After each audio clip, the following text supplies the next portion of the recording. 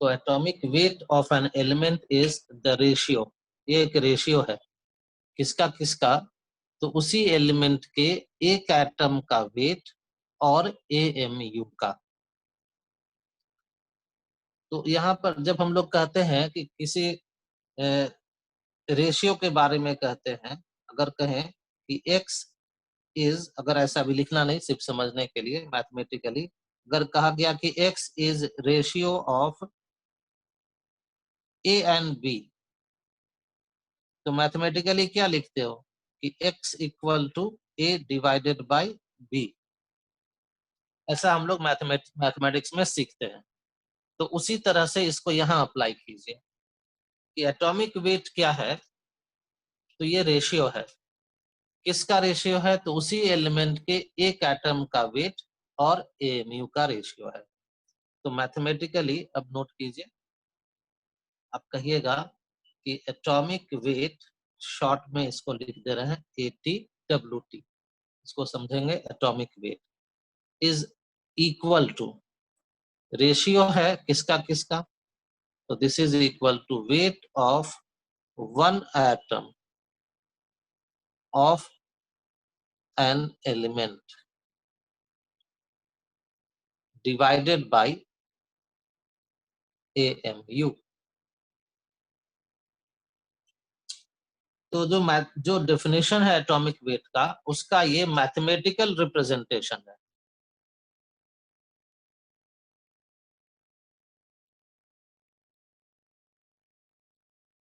और इस इक्वेशन को आप दे दीजिए इक्वेशन नंबर 1। तो इसी इक्वेशन को अगर रीअरेंज करें तो क्या हम लोग ऐसा लिख सकते हैं, weight of one atom equal to, क्या लिख दीजिएगा, तो atomic weight multiplied by AMU।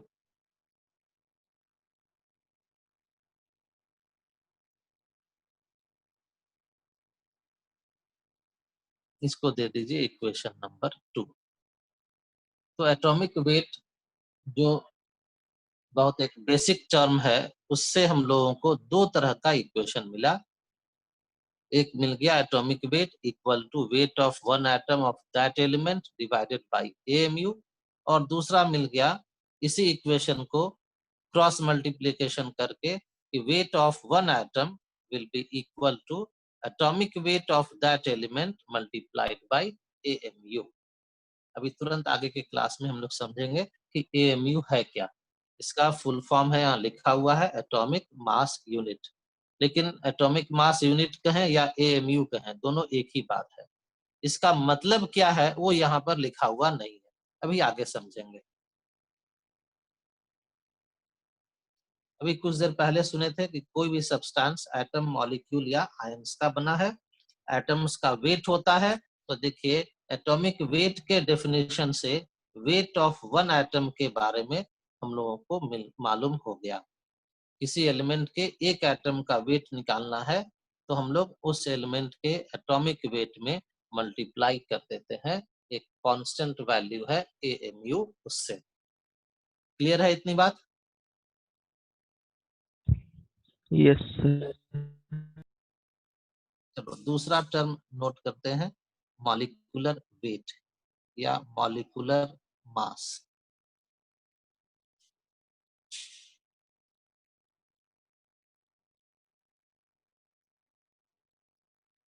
और मॉलिक्यूलर वेट,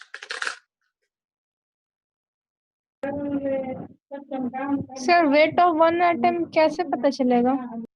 बताएंगे, अभी तुरंत पता चलेगा। एक बार हम लोग थ्योरी थोड़ा समझ ले, इस थ्योरी को समझ करके रखिए, फिर अभी तुरंत सब बताएंगे।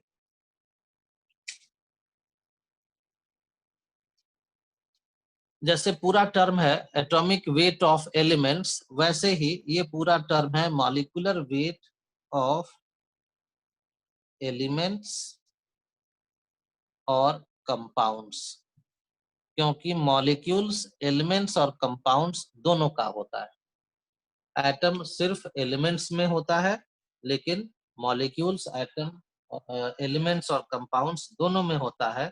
इसलिए मॉलिक्यूलर वेट का रिलेशन एलिमेंट से भी है और कंपाउंड से भी है। अब ये एटॉमिक वेट का जो डेफिनेशन है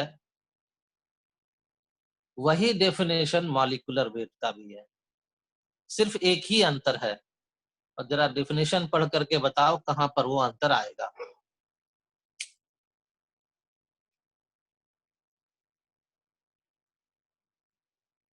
तो एटॉमिक वेट का रिलेशन वेट ऑफ एटम से है, तो मॉलिक्यूलर वेट का रिलेशन वेट ऑफ मॉलिक्यूल से होगा। तो यही डिफरेंस डेफिनेशन में होगा एटॉमिक वेट और मॉलिक्यूलर वेट में। बाकी जो डेफिनेशन यहाँ से यहाँ तक लिखा हुआ है ये पूरा डेफिनेशन सेम होगा। एक अंतर करो, एक डिफरेंस करो तो मॉलिक्यूलर वेट का डेफिनेशन मिल जाएगा। लिखिए, molecular weight of an element or compound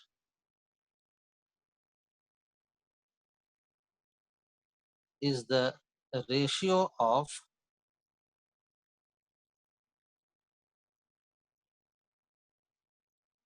weight of one molecule and AMU। देखिए तो डेफिनेशन एकदम है ना सेम। और इसलिए अगर एक बार एटॉमिक वेट को के डेफिनेशन को ठीक से समझ गए तो मॉलिक्यूलर वेट का डेफिनेशन आपको अपने आप मिल जाएगा।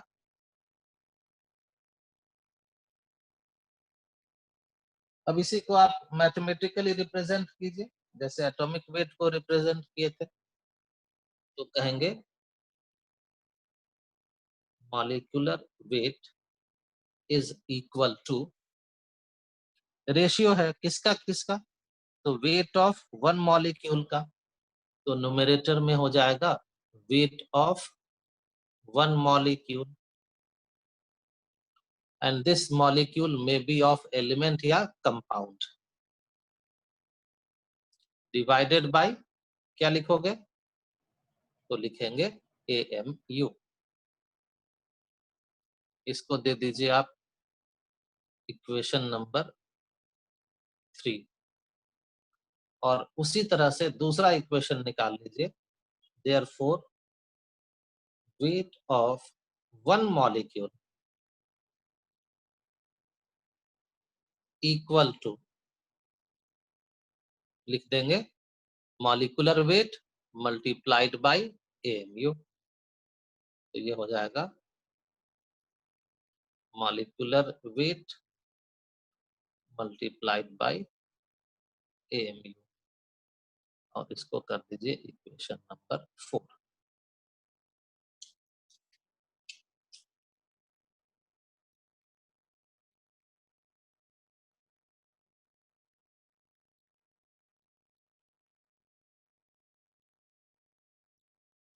अब तीसरा जो पार्टिकल है वो है आयन।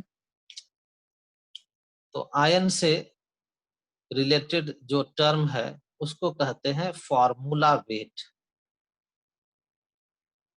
तो तीसरा टर्म लिखिए, formula weight of ion.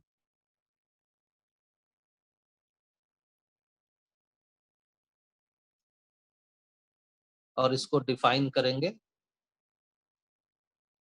It is ratio of weight of one ion and AMU। Formula weight is the ratio of weight of one ion and AMU. That is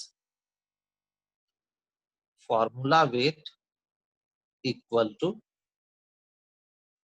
weight of one ion divided by AMU। और यहीं से दूसरा formula निकालो जैसे बाकी formula निकालते आए हैं। Therefore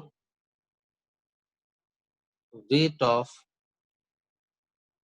one ion equal to formula weight multiplied by AMU.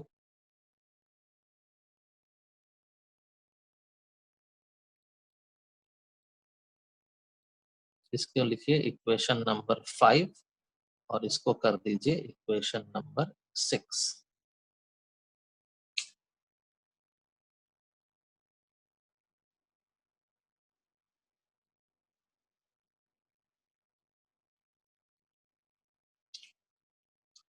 चलिए यहाँ तक डाउट नहीं ना है किसी को?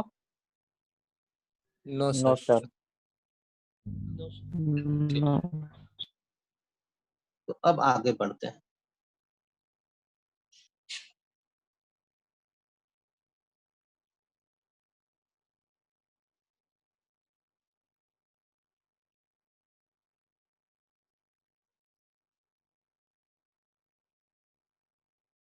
ये जो तीनों टर्म है, atomic weight, molecular weight and formula wait, इससे रिलेटेड कुछ फैक्ट्स है, उसको जान जाइए।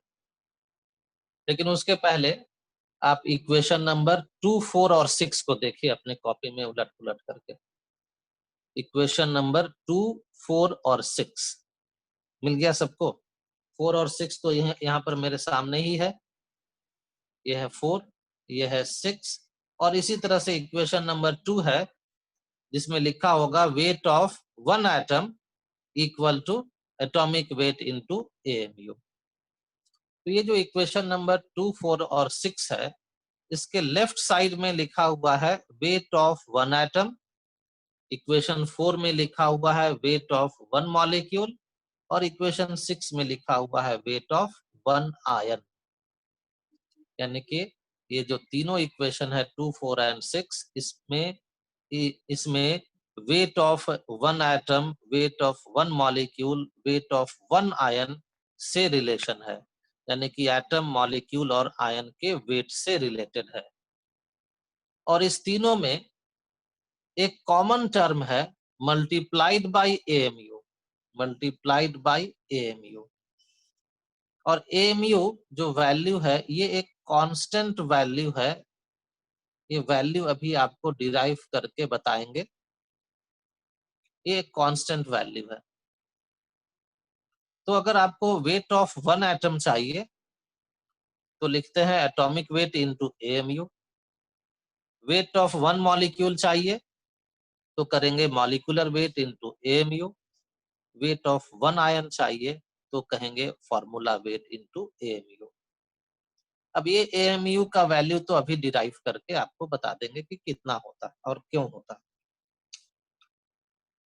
रह गया दूसरा टर्म्स क्या क्या तीनों इक्वेशन में, तो एक रह गया atomic weight multiplied by AMU है, तो AMU को हटा दो तो बचा एटॉमिक वेट। इक्वेशन नंबर 4 में बचा मॉलिक्यूलर वेट, इक्वेशन नंबर 6 में बचा फॉर्मूला वेट। अब ये जो मॉलिक्यूलर वेट, फॉर्मूला वेट है, इस दोनों का ही रिलेशन इस एटॉमिक वेट से होता है। यानी कि हम लोगों के लिए जो सबसे बेसिक कॉन्सेप्ट है वो है concept of atomic wait, means concept of weight of atom. और आप तो सुनते ही हैं डाल्टन्स एटॉमिक थ्योरी में जो बताया था कि जिसमें बताया गया था कि कोई भी जो मैटर है उसका स्मॉलेस्ट पार्टिकल एटम ही होता है। तो एलिमेंट्स भी एटम्स का बना है, मॉलिक्यूल्स यानी कि जो कंपाउंड्स है वो अगर मॉलिक्यूल के फॉर्म में है तो वो भी एटम से बना है, अगर कोई आयन है तो वो भी एटम से बना है। जैसे अभी एग्जांपल दिए थे ना हीलियम गैस, तो हीलियम गैस एलिमेंट है, ये एटम से बना हुआ है हीलियम का। Carbon, sulphur, nitrogen, sodium, magnesium, सब एटम्स का बना है, सारा एलिमेंट्स है। मॉलिक्यूल, कोई भी मॉलिक्यूल लिखोगे छोटा से छोटा मॉलिक्यूल, दो ही एटम का HCl, ये भी देखो हाइड्रोजन एटम, क्लोरीन एटम का बना हुआ है।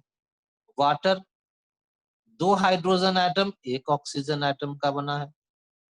अगर बहुत बड़ा मॉलिक्यूल लें, ग्लूकोज C6H12O6, तो ये भी एटम्स का ही बना है, 6 atoms of carbon, 12 atoms of hydrogen and again 6 atoms of oxygen से बना है। अगर कोई आयोनिक कंपाउंड ले, सॉल्ट ले, NaCl, तो Na+Cl- से बना है, जो सोडियम एटम और क्लोरीन एटम से बना है। आप ये जानते होंगे इस तरह का कि सोडियम कन्वर्ट एटम ही कन्वर्ट होता है sodium ion by loss of electron. तो आयंस भी एटम से ही बना हुआ है। तो atom is the fundamental particle of all matter, इसीलिए एटॉमिक वेट भी उसी तरह से बेसिक इंपॉर्टेंट टर्म है। अब एटॉमिक वेट जो है ये हम लोगों को आज से 200 साल पहले से ही मालूम था। आपको याद होगा पीरियोडिक टेबल जो आप पढ़ते हैं क्लास 10th में 9th में, डोबरिनर का पीरियोडिक टेबल, फिर लॉ ऑफ ऑक्टेव्स आया था पीरियोडिक टेबल के लिए, फिर मेंडलीव्स पीरियोडिक टेबल पढ़ते हैं, सब सुना हुआ है? Yes, sir. Yes, सुना हुआ है। sir. और आपको याद Yes, होगा sir. कि जो मेंडलीव्स पीरियोडिक टेबल है उसमें सबसे लेफ्ट में हाइड्रोजन, सबसे राइट में हीलियम, फर्स्ट पीरियड में। सेकंड में यहाँ पर लिथियम, फिर beryllium, boron, carbon, nitrogen, oxygen, fluorine और फिर नियॉन। इस तरह से अरेंज्ड है एलिमेंट्स। इस तरह से जो अरेंज किया गया है एलिमेंट्स को, इस अरेंजमेंट का ये जो काम किया गया था, मेंडलीव एक रशियन साइंटिस्ट थे, रशियन केमिस्ट थे, 1869 में ही किए थे। देखिए बहुत पहले की बात है ये। तो उस समय जब एलिमेंट्स को अरेंज किए थे, तो आपको याद है कि इस अरेंजमेंट का बेसिस क्या था? ये था increasing atomic weight of these elements, यानी Yes, कि sir. इतने समय पहले से ही एटॉमिक वेट हम लोगों को पता है, यानी कि जितने एलिमेंट्स हैं सबके एटॉमिक वेट हम लोगों को नोन है। और जब एटॉमिक वेट नोन है तो अभी हम आपको बता देंगे कि इस एटॉमिक वेट के हेल्प से मॉलिक्यूलर वेट और फॉर्मूला वेट भी निकाल लिया जाता है। फिर से समझ लो इस बात को, एटॉमिक वेट बहुत पहले से नोन है, आज तो और एक्यूरेसी से नोन है हम लोगों को, और इसी एटॉमिक वेट के हेल्प से क्या निकाल लेते हैं? तो मॉलिक्यूलर वेट और साथ साथ फॉर्मूला वेट। अब इक्वेशन 246 को फिर से एक बार देखो, देख रहे हो इक्वेशन 2, 4 और 6। उसमें इक्वेशन 2 में टर्म है एटॉमिक वेट, इक्वेशन 4 में टर्म है, देखो सामने, मॉलिक्यूलर वेट, और इक्वेशन 6 में टर्म है फॉर्मूला वेट। और एटॉमिक वेट के हेल्प से ये तीनों टर्म मालूम हो जाता है। और AMU का वैल्यू कांस्टेंट वैल्यू है। तो जब ध्यान से सुनो, ये दोनों टर्म मालूम है, फॉर्मूला वेट और AMU, तो गुना करने तो सबको आता है, गुना कर देना तो क्या मिल जाएगा? Wait of one ion. Molecular weight अभी निकालना सीख लेंगे एटॉमिक वेट के हेल्प से। तो मॉलिक्यूलर वेट मालूम है और AMU मालूम है, दोनों को मल्टीप्लाई कर देना तो क्या मिल जाएगा? Wait of one molecule. और वैसे ही इक्वेशन 2 में एटॉमिक वेट इनटू AMU है, एटॉमिक वेट पता है, AMU का वैल्यू 1961 में, आज जो हम लोग जानते हैं AMU का वैल्यू, ये 1961 में इसको स्टैंडर्ड बनाया गया वैल्यू। तो उस समय से ये वैल्यू भी हम लोगों को पता हुआ है। तो एटॉमिक वेट इनटू AMU कर देना तो वेट ऑफ वन एटम मिल जाएगा। ये इसका थ्योरेटिकल पार्ट है। इतना बात क्लियर है सबको? Yes, sir. अब आगे बढ़िए।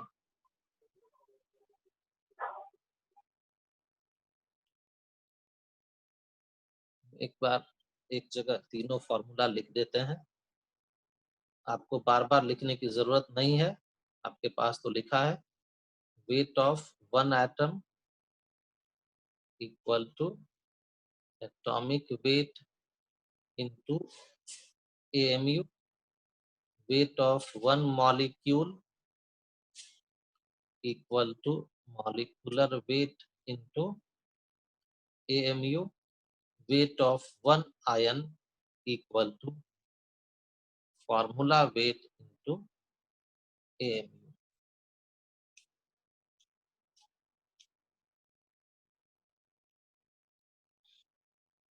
चलो अब थोड़ा सा इसको नोट करो, atomic weight of some common elements. ये आपको कुछ याद रखना है, सारे एलिमेंट्स का नहीं याद रखना। 118 एलिमेंट्स आज तक डिस्कवर्ड हैं, 118 एलिमेंट्स आज तक डिस्कवर्ड हैं, तो ये सब का आपको नहीं याद रखना, कुछ कॉमन याद रखिएगा, बाकी का वैल्यू क्वेश्चन में दिया रहता है। Hydrogen 1, carbon 12, nitrogen 14, oxygen 16, sodium 23, magnesium 24। लिख करके रखो ताकि कभी भी कंफ्यूजन हो तो अपना कॉपी में उलटकर तुरंत इस वैल्यू को देख लेना। Aluminium 27, phosphorus 31, sulphur 32, chlorine 35.5, potassium 39, calcium 40, silver 108, mercury 200,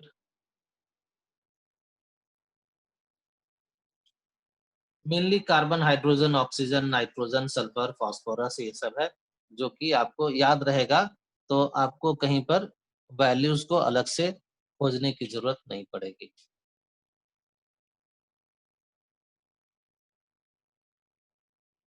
अब आइए मॉलिक्यूलर वेट।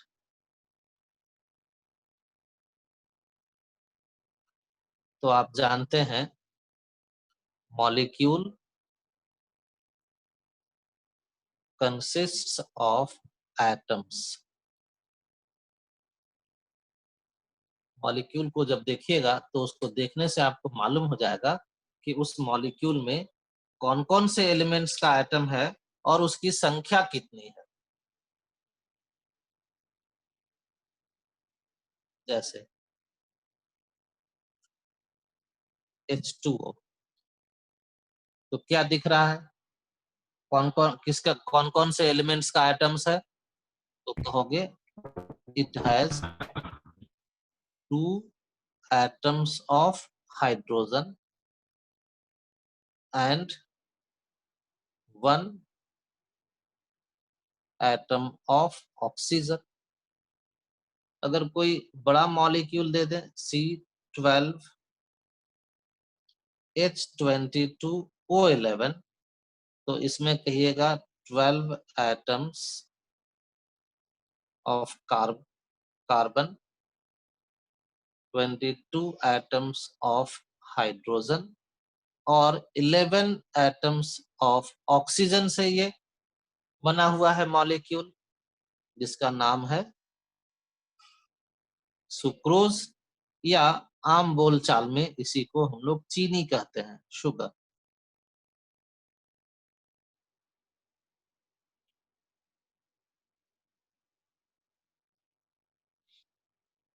चलो इतना बात में अब किसी को प्रॉब्लम नहीं होगा कि फॉर्मूला देख करके मालूम कर लेना कि इस मॉलिक्यूल में कौन कौन से एलिमेंट्स का और कितना कितना एटम्स है।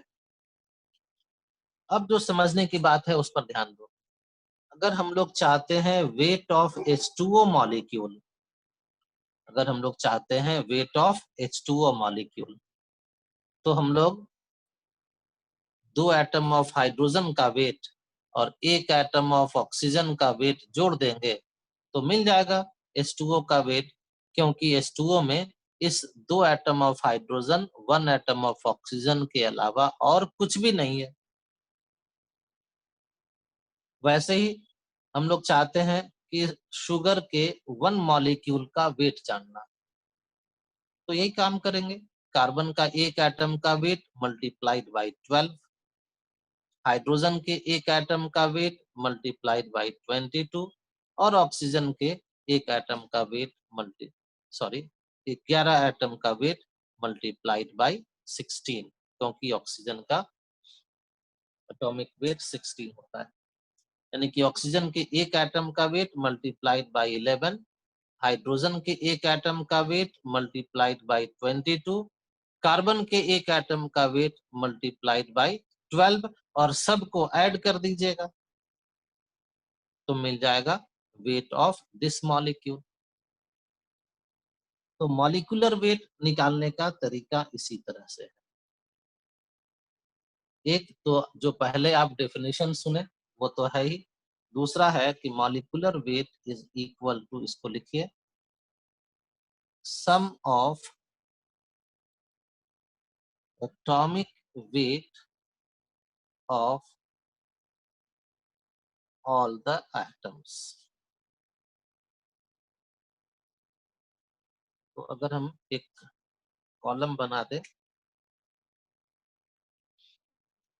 2 कॉलम बना दे, एक तरफ मॉलिक्यूल लिख दें, दूसरे तरफ मॉलिक्यूलर वेट लिख दें, तो ये काम आप कर लेंगे कैलकुलेशन करने का। तो इतनी बात लिख चुके हो सब लोग? Yes sir. जो लोग नहीं लिखे रहोगे वो सबसे पहले बोलना कि नहीं लिखे। ठीक है, मान लेते हैं आप लोग लिख चुके हैं।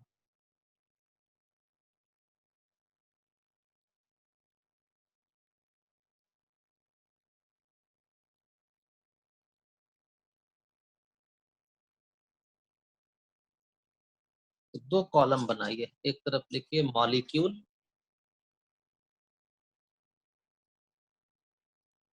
और दूसरी तरफ लिखिए उसका मॉलिक्यूलर वेट। एकदम सिंपलेस्ट से शुरू करते हैं। H2 मॉलिक्यूल 2 हाइड्रोजन एटम से बना है और मॉलिक्यूलर वेट है sum of atomic weight of all the atoms.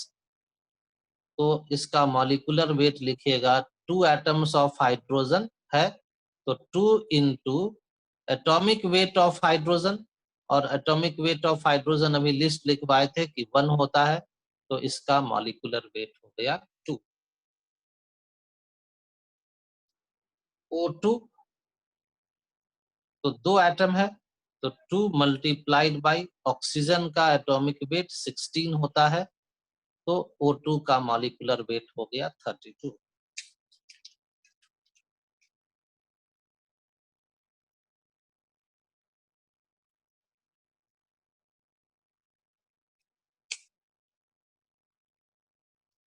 इन दोनों से बनने वाला कंपाउंड है और उस वाटर उसका मॉलिक्यूल है H2O।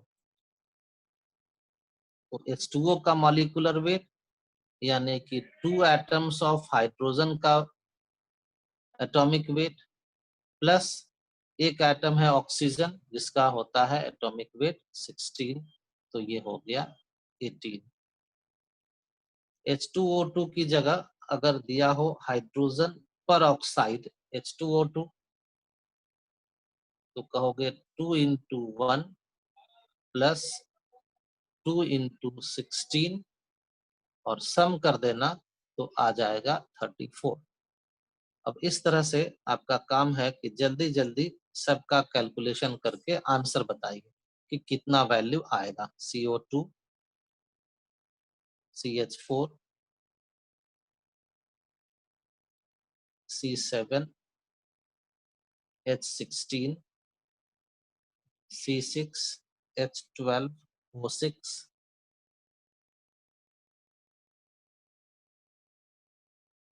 C12, H22, O11। ठीक है, तेजी से करके बताइए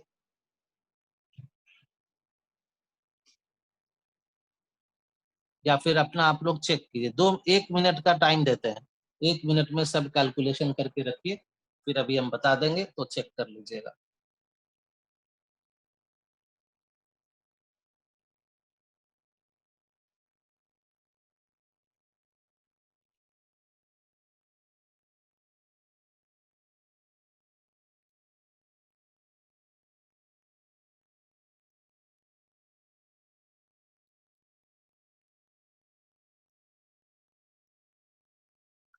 तो चेक करना अपना अपना।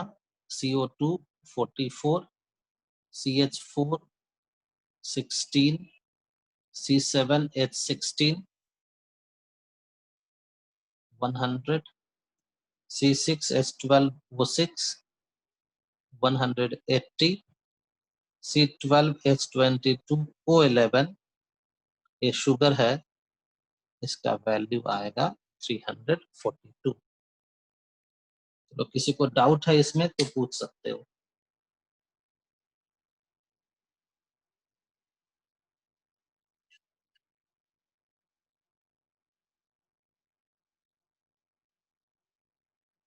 कोई डाउट किसी को?